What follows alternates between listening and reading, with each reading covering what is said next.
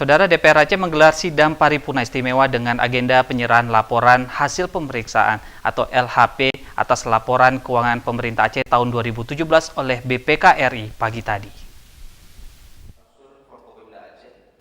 Rapat dipimpin Ketua DPR Aceh Tengku Haji Muharudin di Gedung Utama Dewan. Tampak hadir pada rapat tersebut Paduka Wali Nangro Aceh, anggota 5 BPK RI yang diwakili Auditor Utama Keuangan Negara 5, Dr. Bambang Pamungkas, Gubernur Aceh Irwandi Yusuf, sejumlah anggota Dewan dan para kepala dinas. Tengku Muharudin dalam sambutannya mengatakan, beberapa waktu lalu BPK Perwakilan Aceh telah meminta DPR Aceh untuk menyampaikan LHP atas laporan keuangan pemerintah Aceh. Berdasarkan peraturan pemerintah nomor 71 tahun 2010 tentang standar akuntansi pemerintahan, maka tahun 2017 lalu merupakan tahun ketiga bagi pemerintah pusat dan pemerintah daerah dalam menerapkan akuntansi berbasis akrual.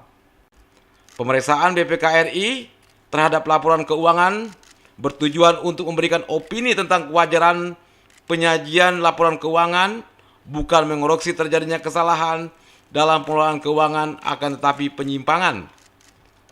Hasil pemeriksaan itulah pada hari ini disampaikan oleh BPK RI dalam rapat paripurna DPR Aceh. Dalam kesempatan tersebut, Auditor Utama Keuangan Negara 5 BPK RI Bambang Pamungkas menyerahkan dokumen LHP pemerintah Aceh tahun 2017 kepada Ketua DPRA Tengku Muharudin dan Gubernur Aceh Irwandi Yusuf. Tim Liputan TVRI melaporkan.